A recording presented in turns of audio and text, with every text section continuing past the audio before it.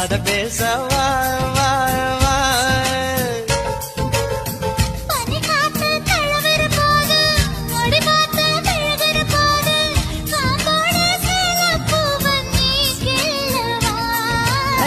கொடமா தேன் குடிச்சுக்கவா முதல்ல உன்னை பார்த்த நான் அசந்து போனேண்டி